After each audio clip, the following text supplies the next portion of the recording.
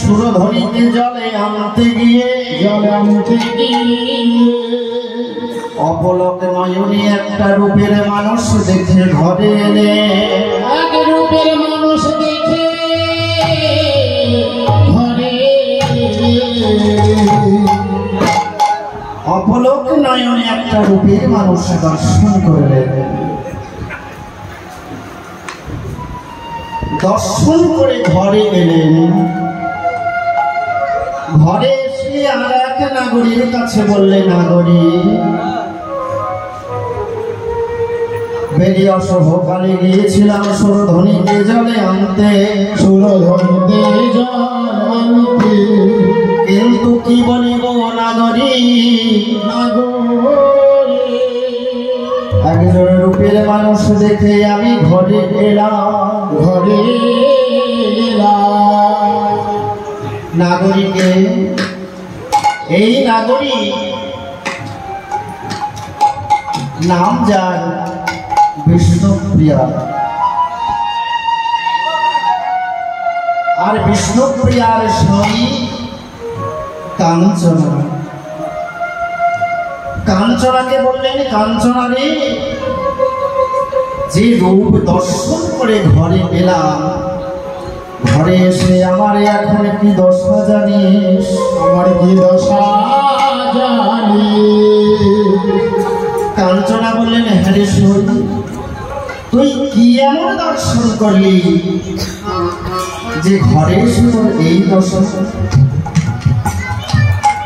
বিষ্ণুপ্রিয়া বললেন, সজনী তবে চিত্ত নিবেশ করে শুনে আমি কি দেখিলাম জানিস? আমি কি দেখলাম জানি? আমি দেখলাম দামিনী দাম, দামিনী দাম। ওমা, দামিনী শব্দের অর্থ কি জানেন? দামিনী শব্দের অর্থ হলো বিদ্যুৎ, আর দাম শব্দের অর্থ হচ্ছে মালা। সজনী আমি কি দেখলাম জানিস? দূর হইতে দর্শন করে আমার মনে হলো, আমার মনে হলো আমি দেখলাম বিদ্যুতের মালা রে, আমি বিদ্যুতের মালা রে, বিদ্যুতের মালা রে, মালা রে। আমি এই এখনই দেখে এলাম বিদ্যুতের মালা রে, এই এখনই দেখে এলাম বিদ্যুতের মালা রে।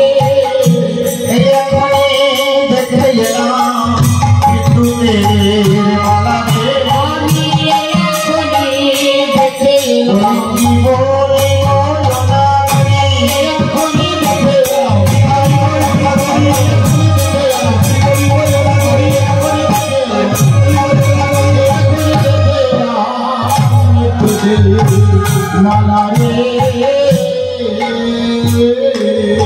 কাঞ্চনা বললেন, সজনী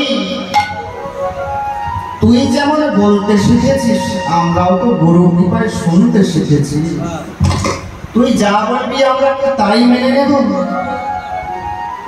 তুই বলছিস বিদ্যুতের মালা, তাই কি হয়? বিদ্যুতের গতি জিলিক মারার সঙ্গে সঙ্গেই পতন হয়। তুই বললি বিদ্যুতের মালা, বিদ্যুতের তো মালা হয় না, মালা হয় না। বিষ্ণুপ্রিয়া বললেন, সজনী বিদ্যুতের মালা হয় না তা আমিও জানি, আমিও জানি। কিন্তু একটা বিদ্যুতে যদি মালা না হয়, তাহলে আমি যদি বিদ্যুতের সংখ্যা বাড়িয়ে দিই তবে তো মালা হবে না সজনী।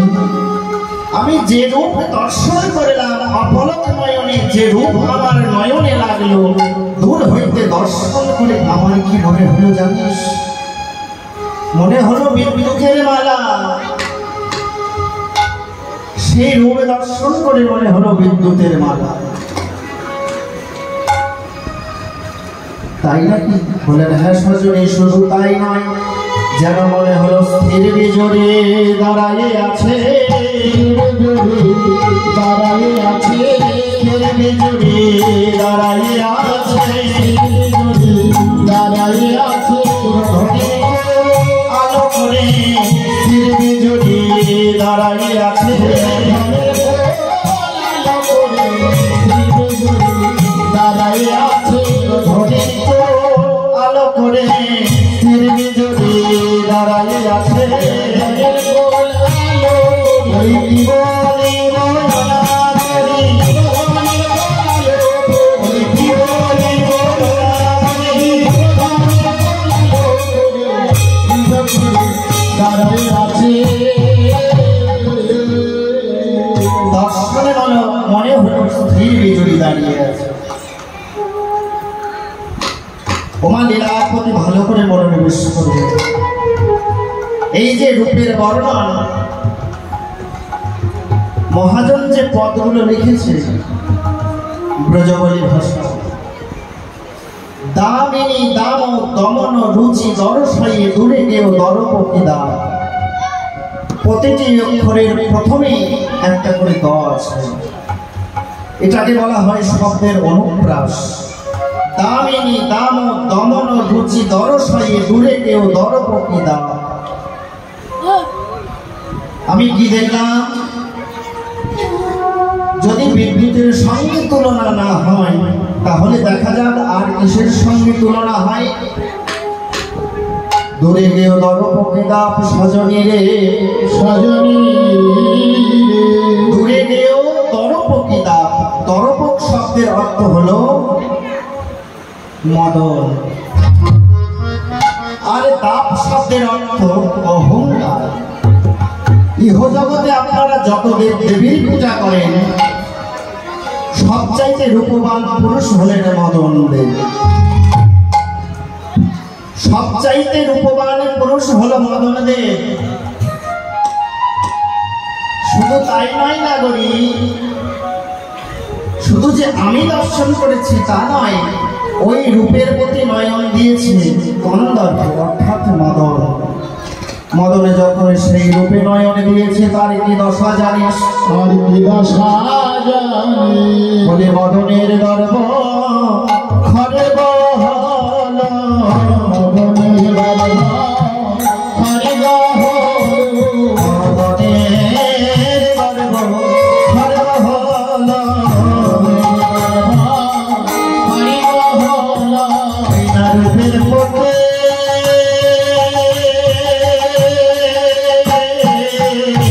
নয়ন দিয়ে মদনের গর্ব খরে বহল।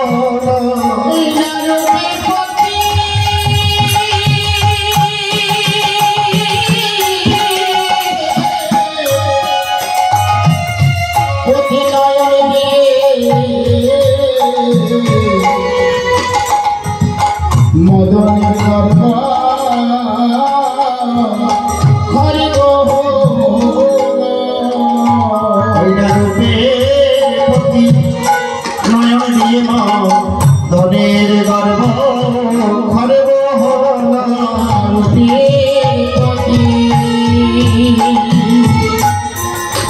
পতি নয়ন দিয়ে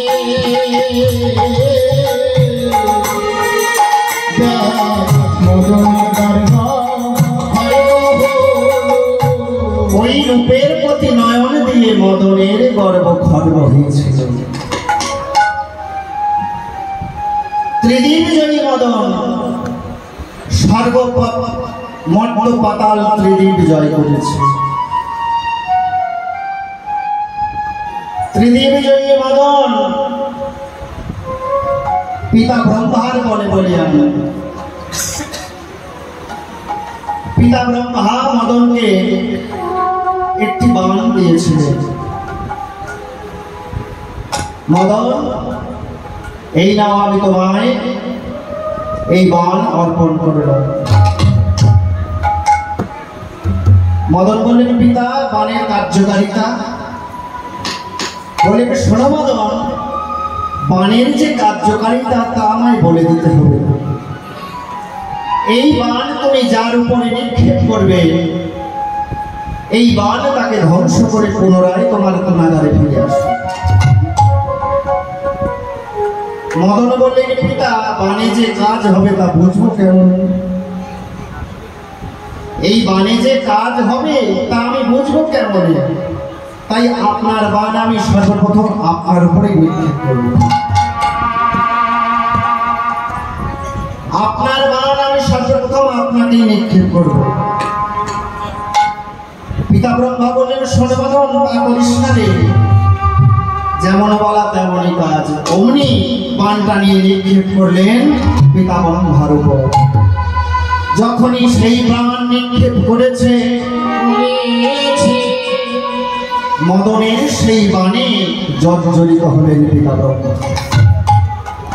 পিতা ব্রহ্মা সেই মদনের বাণে জর্জরিত হয়ে নিজ কন্যা সন্ধ্যাকে হরণ করলেন। মদনের তো আনন্দ আর ঘরে না, পিতা ব্রহ্মাকে পরাজিত করেছি।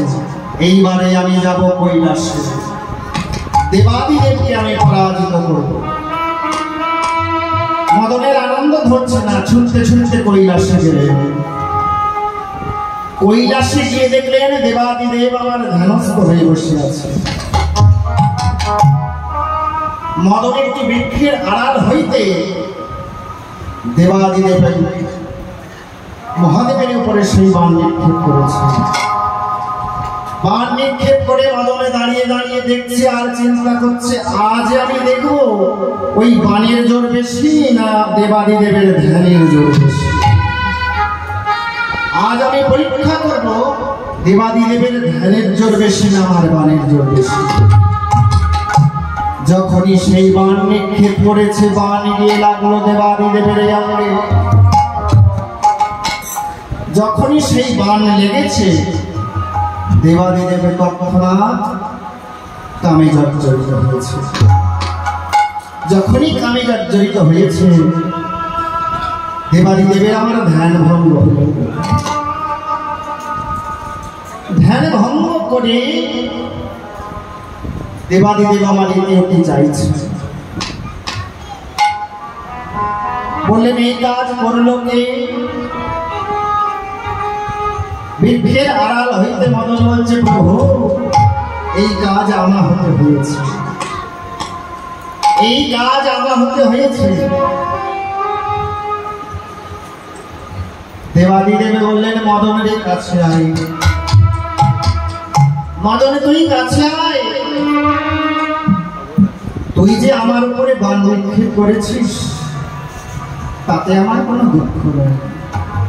কিন্তু কি জানিস মদন, তুই আমার উপরে বাণ নিক্ষেপ করেছিস, তাতে আমার কোনো দুঃখ না। কিন্তু তোর হাতে ধরি, তোর করে ধরি, ওরে মদন, তোর করে ধরে নিবেদন করে তুই যেন এই বাণ, যেখানে আমার কৃষ্ণ ভক্ত থাকবে, যেখানে আমার গৌর ভক্ত থাকবে, তুই যেন এই বাণ নিয়ে সেইখানে যাস না রে মদন, তুই সেইখানে যাস না। মদন বলে, না প্রভু, শুনবো না আমি আপনার কথা, শুনবো না। আমি ত্রিভুবনে ছাড়খাড় করে দেব, আমি সর্বত্র কামময় করে তুলব, আমি কাউকে ছাড়বো না। দেবাদিদেব বললেন, মদন রে, সাজানো বাগানে আগুন লাগাস না, সাজানো বাগানে আগুনে লাগাস না। যেখানে আমার কৃষ্ণ ভক্ত থাকে, গৌর ভক্ত থাকে, তুই সেখানে যাস না রে মদন। মদন বললেন, প্রভু, আপনার হিতোপদেশ আমি মানব না, আমি ছাড়খাড় করে দেব। দেবাদিদেব বললেন, তবে তুই আমার কথা অমান্য করিস, তবে আমি এইমাত্র তোকে অভিসম্পাদ করলাম, তুই এই মুহূর্তে জলে পড়ে ভস্মে পরিণত হয়ে যা। যখনই অভিসম্পাদ দিল, সঙ্গে সঙ্গে মদন আমার জলে পড়ে ভস্মে পরিণত হবে। এদিকে রতি মদনের স্ত্রী ছুটতে ছুটতে আসছে, ছুটতে ছুটতে আসছি প্রভু, ও প্রভু, প্রভু একবার কৃপা করে আমার স্বামীর প্রাণ ভিক্ষা দাও দয়াময়, একবার কৃপা করে প্রাণ ভিক্ষা দাও ও দয়াময়। তুমি তো জানো না দয়াময়, এই জগতে সতী নারীর প্রতি ভিন্ন আর দ্বিতীয় কেউ নাই। তোমার চরণে ধরে মিনতি করি প্রভু, আমার স্বামীর প্রাণ ভিক্ষা দাও। স্বামী যদি আমার না থাকবে তবে আমার সতীত্ব রক্ষা করবে কে? দয়াময়,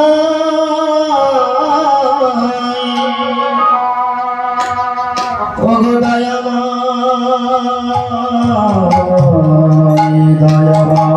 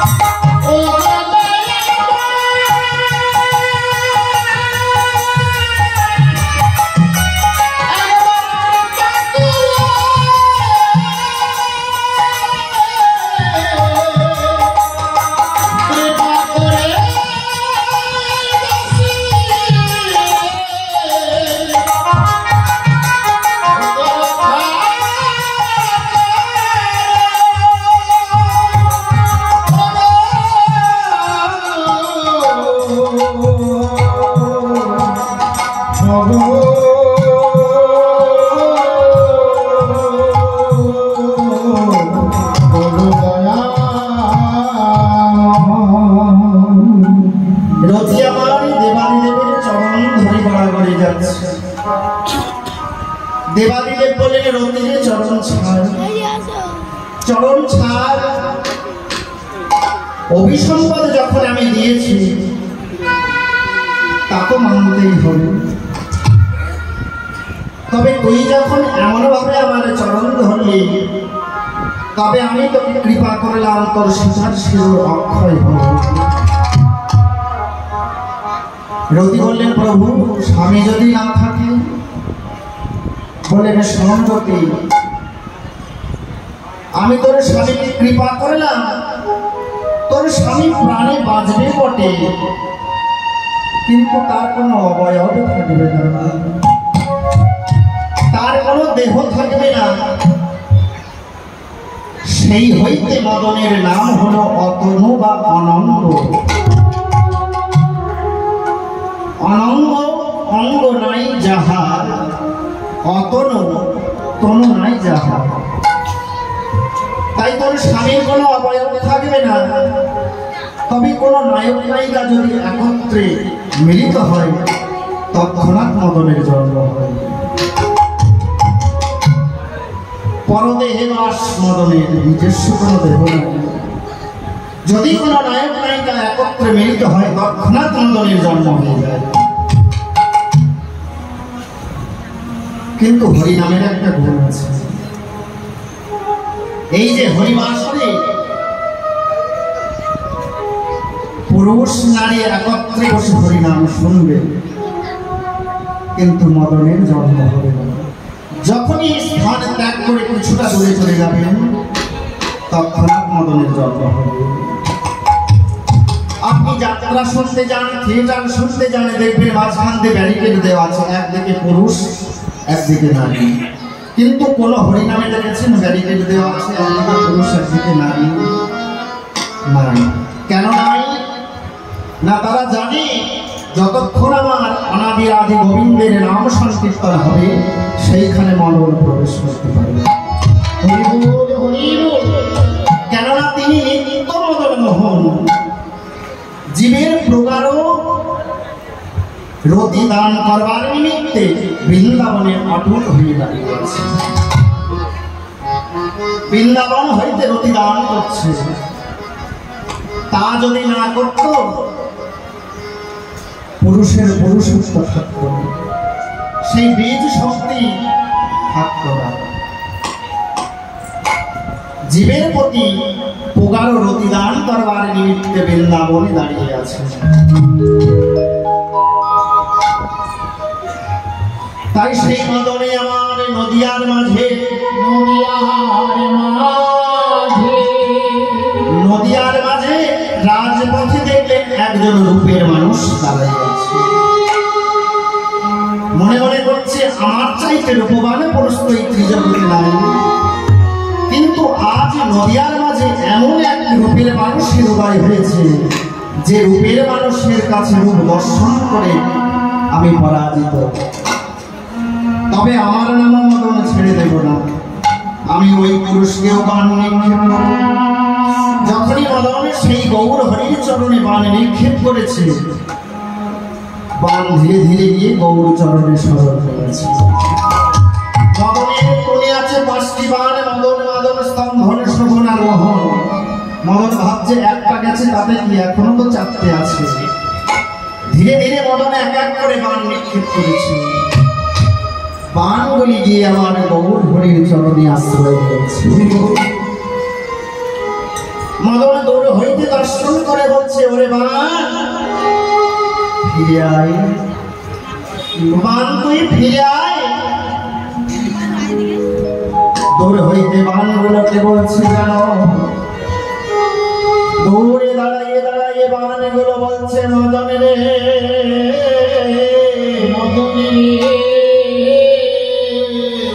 এতদিনই আমি তোমার দাসত্ব করেছি ও মদন,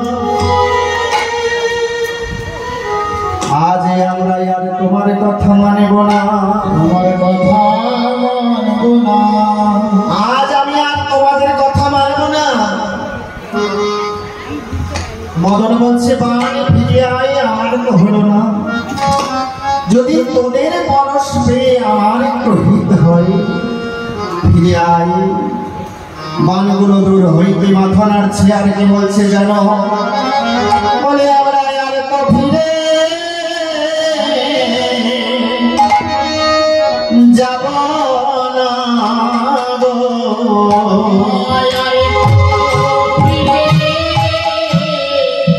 যাব না গো।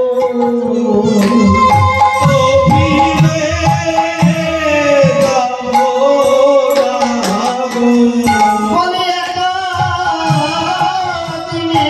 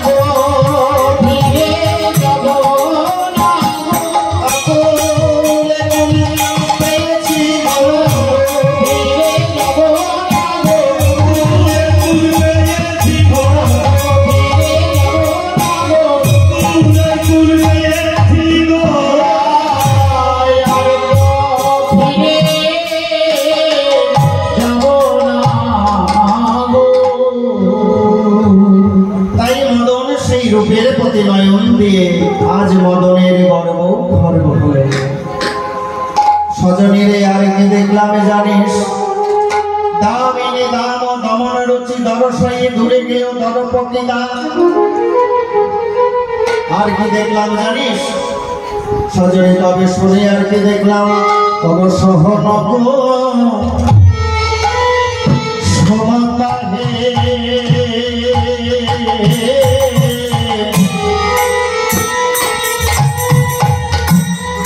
কিসে গো রে আর সনব সমতা হে কিসে গো আরে সনব সমতা হে কোন রে আর সনব সমতা হে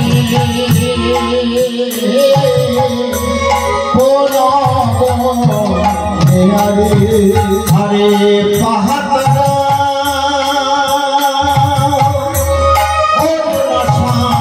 তাপরে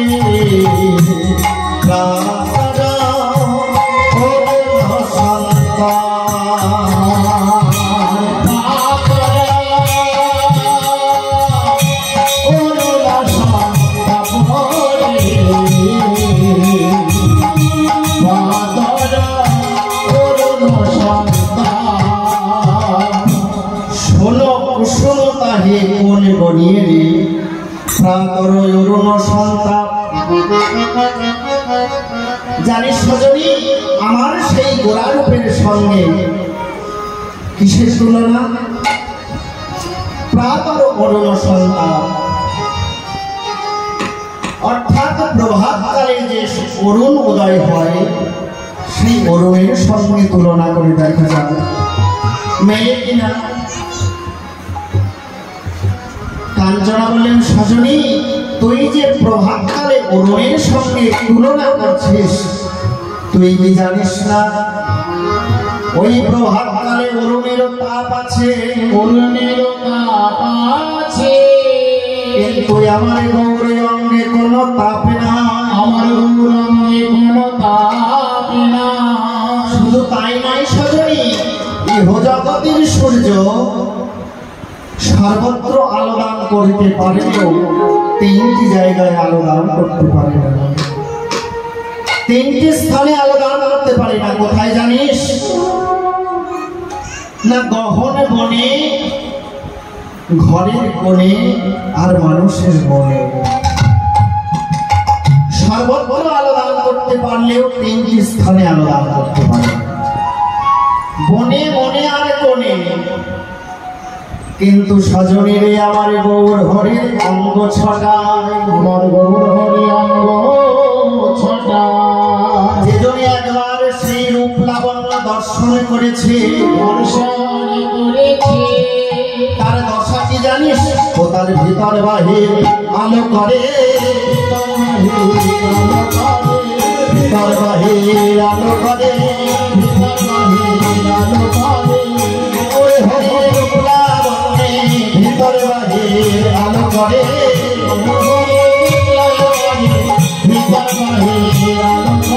ওই গৌর হরির রূপের ছটায় ভিতর বাহির আলো করে,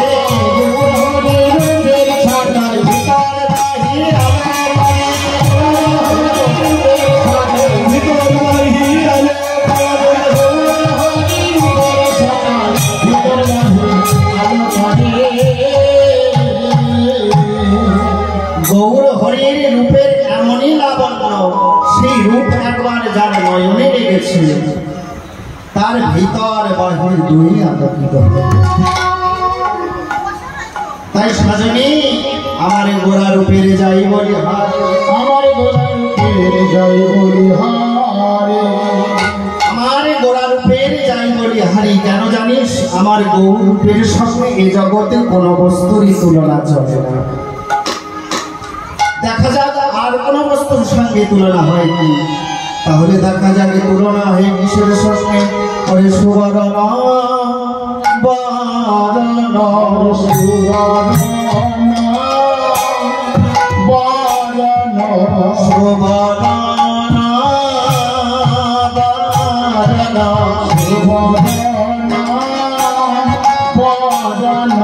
হেরি নিজ কুমারন সুভাবন হেরি নিজ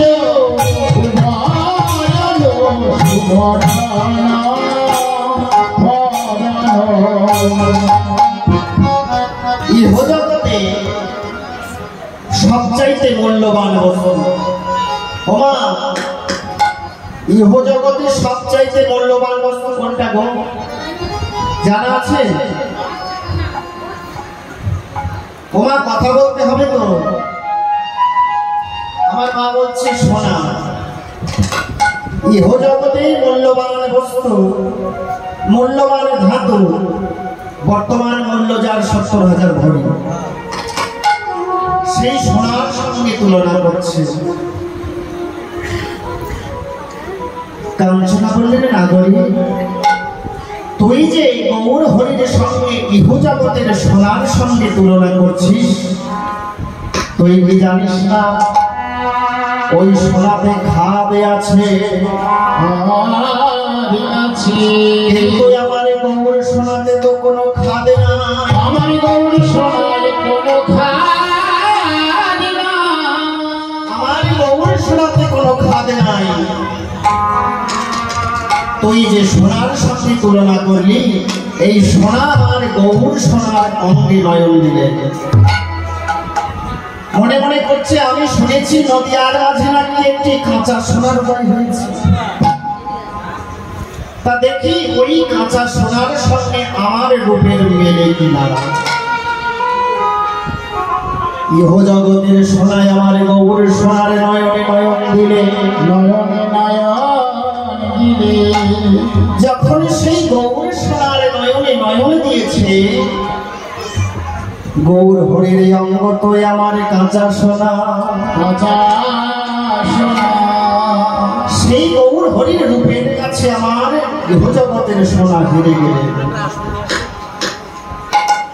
যখনই হেরে গেলেন মনে মনে ভাবলেন আমিও ছেড়ে দেব না, আমিও পড় খাবো। শুনেছি নাকি সোনা পোড়ালে তার রং উজ্জ্বল হয়, আমিও পড় খাবো, আমিও ছেড়ে দেব না। তবে সোনাকে একবার দুবার তিনবার 10 বারের বেশি কিন্তু পোড়ানো যাবে না। সোনাকে 10 বারের বেশি পোড়ানো যায় না। সোনাকে যদি আপনি 10 বারের বেশি পোড়ান, তাহলে সোনা কিন্তু ভস্মে পরিণত হবে। তাই সোনার আরেক নাম 10 বান। কিন্তু আমার গৌর হরি সে তো লক্ষবান। আমার গৌর হরি সে তো লক্ষবান। 10 বানের সঙ্গে তার তুলনা চলে গো। তুলনা হলো না, তুলনা হলো না। সোনাবার মনে মনে ভাবছে ওই রূপের সঙ্গে যখন আমার তুলনা হলো না, আমি আর এই প্রাণ রাখবো না। আমি কি করবো জানো? নিজ কোন জানি ভসম সব করাইতে, পৈঠলয় অনল সন্তাপে।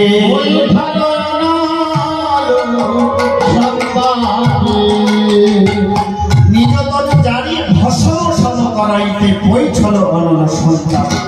অর্থাৎ সেই সোনা আগুনের মধ্যে ঝাঁপ দিল। সোনার সঙ্গে তুলনা হলো। গৌর হরির যে রূপ সোনার সঙ্গেও তুলনা হলো না। তাহলে দেখা যাক আর কোন বস্তুর সঙ্গে তুলনা হয়। ও হে হে ঋষো ভাগনা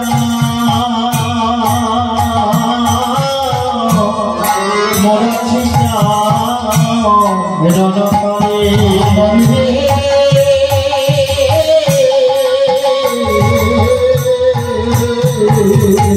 আর হে সুধা করো রণকারী হেরি সো ভাগনা মোরছিকা রাগাতালে শোভা কর মোরছিকা রণকারী আরে পরদাসা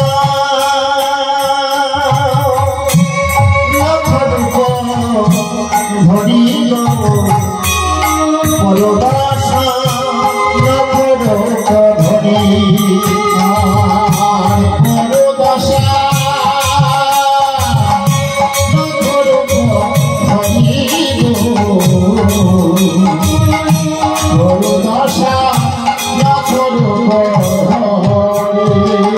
দেখি গগনের চন্দ্রের সঙ্গে তুলনা হয়। কাঞ্চনা বললেন সজনী রে, তুই তো গগনের চন্দ্রের সঙ্গে তুলনা করছিস,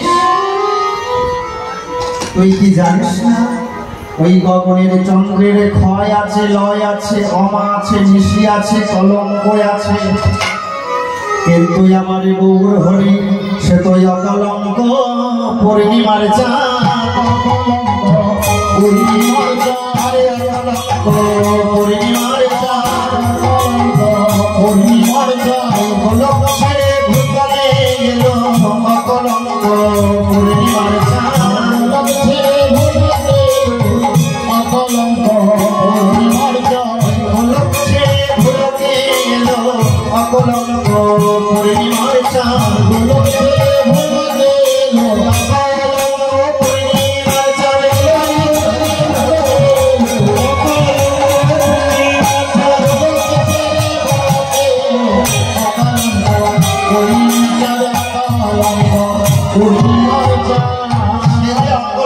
পূর্ণিমার চাঁদ গগনের চন্দ্র আমার গৌর চন্দ্রের নয়নে নয়ন দিলেন, নয়ন দিয়ে দেখলেন অকলঙ্ক পূর্ণিমার চাঁদ। ভাবলেন নদিয়ার মাঝে যে চন্দ্রের উদয় হয়েছে, এই চন্দ্রের রূপের ছটায় আমার রূপ স্মান হয়ে গেল, তাই আমি ক্ষণিকের জন্যে লুপ্ত হয়ে গেলাম। কিন্তু এত বড় লজ্জার কথা, নদিয়ার মাঝে এমন চাঁদের উদয় হয়েছে যে চাঁদের রূপের কাছে আমি হেরে গেলাম। হেরেই যখন গেলাম তাহলে এই প্রাণ রেখে আমার আর কি লাভ? এই প্রাণ আমি বিসর্জন করে দেব। মহাজনে আমার দূরে দাঁড়িয়ে দাঁড়িয়ে বললেন প্রাণ ত্যাগ করলে যদি কৃষ্ণ পাওয়া যেত তবে এক দণ্ডে 1,00,000 প্রাণ ত্যাগ করতাম। পারবে আমায় কৃষ্ণ দিতে? তুমি পারবে না, তাই তুমি প্রাণ ত্যাগ করো না, সময় থাকতে আশ্রয় নাও, আশ্রয় তুমি প্রাণ ত্যাগ করো না, তুমি আশ্রয় নাও। তাই গগনের চন্দ্র কি করলো জানো? আজ 10 ভাগে বিভক্ত হয়ে পরদাস নখর ধরে পরদাস নখর ধরে পরদাস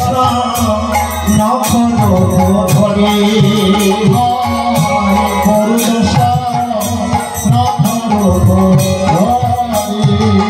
গগনের চন্দ্র 10 ভাগে বিভক্ত হয়ে গৌর হরির নখচন্দ্র হয়ে চরণে আশ্রয় নিলেন। চরণে আশ্রয় নিলে মহাজনে বললেন এইবার ভালো করেছো, সময় থাকতে চরণ শরণ নিয়েছো, তোমার যা কিছু আছে সঁপে দাও ওই রান্না চরণে। একদিকে লীলা অন্যত্র জীবের শিক্ষা, এই জীবকে শিক্ষা দিলেন হে জীব তোমরা ওই গৌর চরণে সঁপে দাও। তোমাদের জীবনে যৌবন জাতি কুলমান যা আছে আমার গৌর চরণে সঁপে দাও।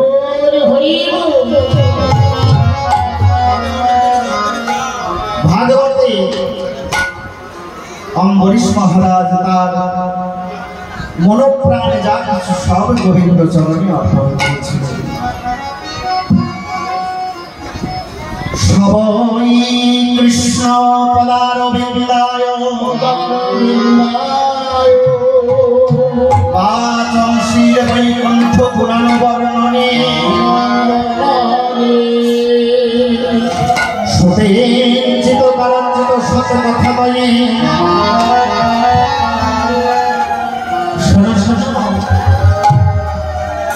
ভাগবত কি বলছে? আজ প্রাণ ভরে হরি কথা শ্রবণ করব। এই তো মানব জীবন, আর হয় না হয়। ভগবানের যে লীলা বর্তমান যুগে এখন হাঙ্গামায় পরিণত হয়েছে, নাচ গান ইত্যাদিতে পরিণত হয়েছে। মহাজনী যে পদ, বৈষ্ণবে মহাজনী যে পদ রচনা করেছেন, সেই পদের পদার্থ বিশ্লেষণ করাই হলো কীর্তনিয়াদের যথার্থ ধর্ম। কিন্তু বর্তমানে যুগে কীর্তনিয়ারা কীর্তনের অপব্যবহার করে চলেছে। মহাজনের যে মহাজনী পদ, সবই কৃষ্ণ পদারবিন্দায় বাচং বৈকুণ্ঠ পুরাণ বর্ণনে।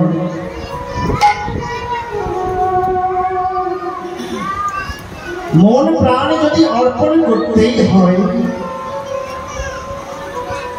অর্পণ করবো আমার গোবিন্দের রাঙা চরণে। আমার গোবিন্দে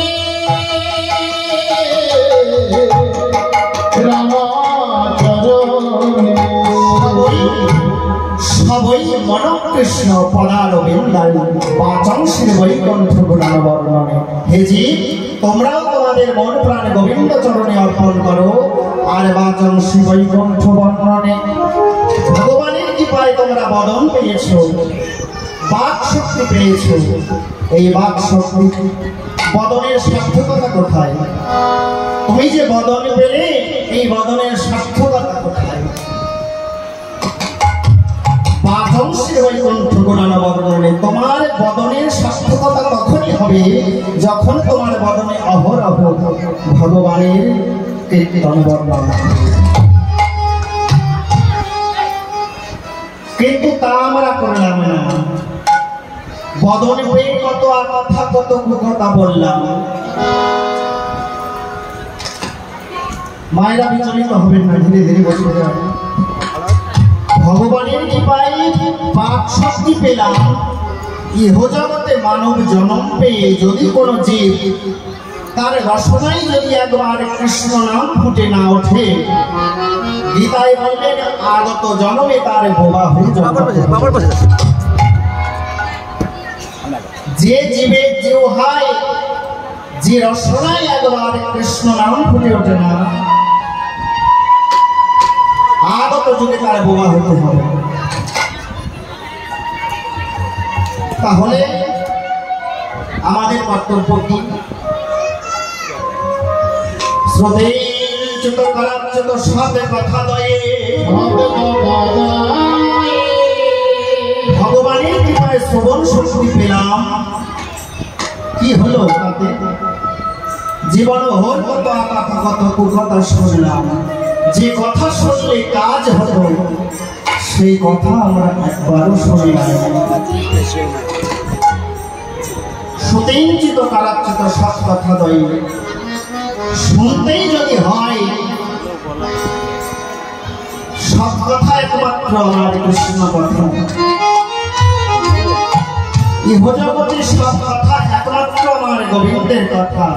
কথা যদি শুনতেই হয়, শুনবো আমার গৌর গোবিন্দের গুণকীর্তন। আর কি পেলাম? সুতেঞ্চিত কারাচ্চিত সৎ কথা দয় করো হরি মন্দির মার্জনাদেশ।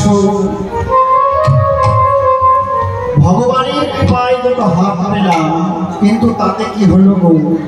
এই হাত দুটো পেয়ে তো সারা জীবন আমার আমার বলে ধরে রাখলাম। কেউ কেউ কিছু পেয়েছি, সারা জীবন আমার আমার করে কিছু কি পেয়েছি? কিছুই ধরে রাখতে পারবো না, কিছুই আমার নয়। তাই তাই ভগবান ভক্তি ভগবত কৃপা লাভ করতে হলে আপনাকে সংকল্প করতে হবে।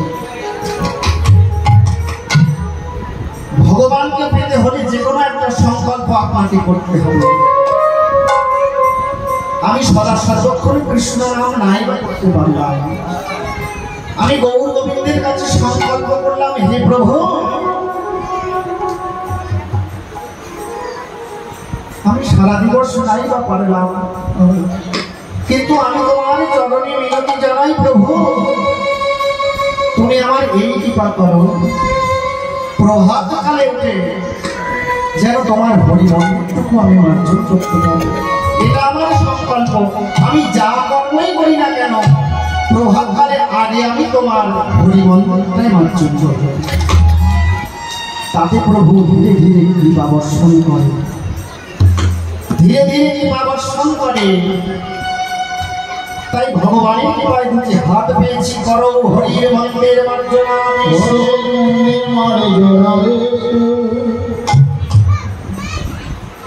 আর কি হলো, ভগবানের কৃপায় দুটি পদ পেলাম, ভগবানের কৃপায় দুটি পদ পেলাম। তাতে কি হলো, যত্র তত্র বিচারণ করলাম। কিন্তু ভগবানের লীলাক্ষেত্র যার নিত্য ধাম বৃন্দাবন, সেইখানে আমি বিচরণ করলাম। মানব জীবনের কর্তব্য তীর্থভূমি পর্যটন করা, তীর্থভূমি পর্যটন করা, তার লীলাক্ষেত্র দর্শন করা। কোন মানব যদি ভগবানের লীলাক্ষেত্র দর্শন করে তাতে তার অযাচিত পাপ খণ্ডন হয়, অজান্তে কোনো পাপ খণ্ডন হয়।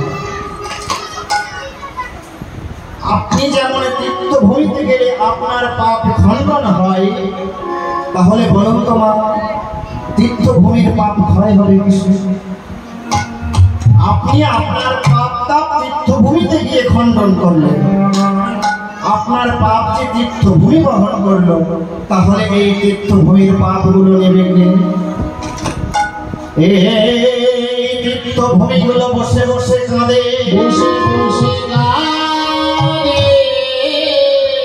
আর গৌর গোবিন্দের চরণে মিনতি জানাই, হৃদয় আমার, হৃদয় কখনই একজন সাধু গুরু বৈষ্ণবে আমার তীর্থে আসিবে, কখনই একজন কৃষ্ণ ভক্ত বৈষ্ণবে আসিবে, কখন কৃষ্ণ ভক্ত বৈষ্ণব ওই কৃষ্ণ ভক্তি বৈষ্ণবের চরণ ধরি যখন তীর্থে পড়ে, পবিত্র হয়ে ওঠে। নিতাই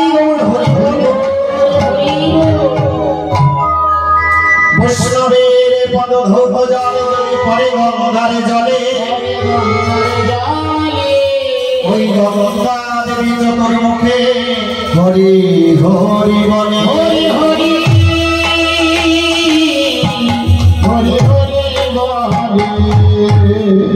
তাহলে বুঝলেন বৈষ্ণবের কত মাহাত্ম্য, বৈষ্ণবের কত মাহাত্ম্য,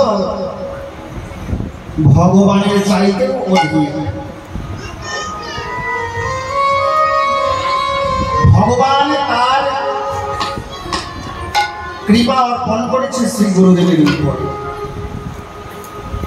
আপনারা গুরু প্রণামে শুনেছেন, গুরু ব্রহ্মা গুরু বিষ্ণু গুরুদেব মহেশ্বর, গুরুদেব মহেশ্বর, গুরু সাক্ষাৎ পরব্রহ্ম তস্মৈ শ্রী গুরবে নমঃ। শ্রী গুরবে গুরুদেব ব্রহ্মা না, না গুরুদেব ব্রহ্মা নয়। গুরুদেব যদি ব্রহ্মা হতো তবে চতুর্বর্ণ থাকতো, গুরুদেব ব্রহ্মা নয়। গুরু বিষ্ণু, গুরুদেব যদি বিষ্ণু হতো তাহলে তার চতুর্ভুজ থাকতো। গুরুদেব বিষ্ণু নয়, গুরুদেব মহেশ্বর তাও নয়। সদা সর্বক্ষণ ছাই ভস্য রেখে শ্মশানে শ্মশানে ঘুরে বেড়ায়। তাহলে গুরুদেবকে, গুরুদেব হলো রাধারানীর কৃপার মূর্তি। আমার রাধারানীর কৃপার মূর্তি, রাধারানীর সমস্ত কৃপা আমার গুরুদেবের ওপরে অর্পণ করেছে। গুরুদেবের উপরে অর্পণ করেছে। গুরুদেব আমার কেমন গো? গুরুদেবে আমার প্রেম কল্পতরু। গুরুদেব আমার প্রেম কল্পতরু। বলি গুরুদেবে আমার প্রেম কল্পতরু। গুরুদেব আমার প্রেম কল্পতরু। যেখানে চাইলেও পাবে,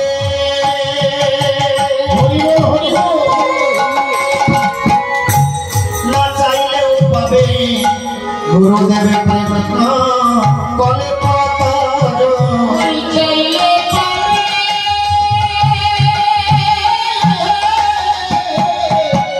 না চাইলে পাবে গুরুদেব আমার প্রেম কল্পতরু। তুমি চাইলেও পাবে না, চাইলেও পাবে গুরু হলেন প্রেম কল্পতরু। চাইলে পাবে না, না চাইলে পাবে না গুরুদেব হলে প্রেম কল্পতরু। চাইলেও পাবে, না চাইলেও পাবে, এমন দয়াল কি আর হয়েছে নাকি?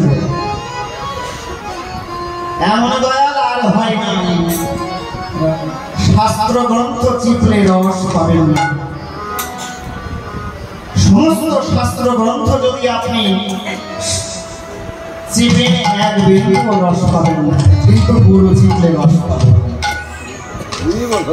গুরু চিত্রে রস পাবেন, তবে ধরার মতো তো ধরতে হবে, ধরার মতো ধরতে হবে গো। তাই ইহজগতে সোনার সঙ্গে সেই গৌরূপের তুলনা হল। তাই স্বজনীরে দেখা যাক আর গৌরূপের সঙ্গে কার তুলনা হয়। সুবর্ণ বর্ণ হেরি নিজ কুবর্ণ মানি আপন মনস্তাপে, যা সমবিধি অধিক নাহি অনুভবী, তুলনা দেবার নাহি ছোট। ওগো জগদানা দতে কহ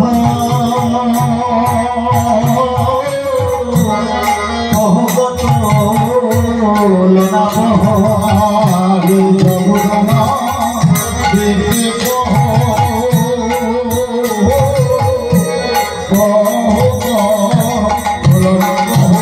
আরে নিরূপমা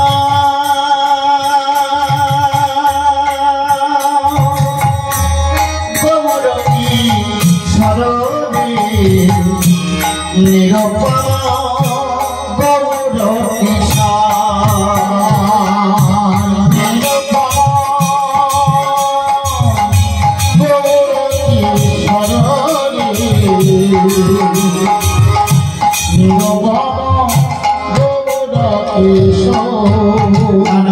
তুলনা হলো না, তুলনা হলো না, তুলনা হলো না, তুলনা হলো না, যার তুলনার নেই তুলনা, তুলনা হলো না, তুলনা নাই তুলনা, তুলনা হলো না, যার তুলনার নাই তুলনা, তুলনা হলো না।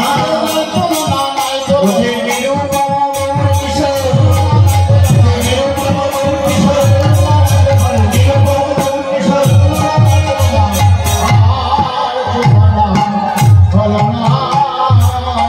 নিরূপম গৌর কিশোর।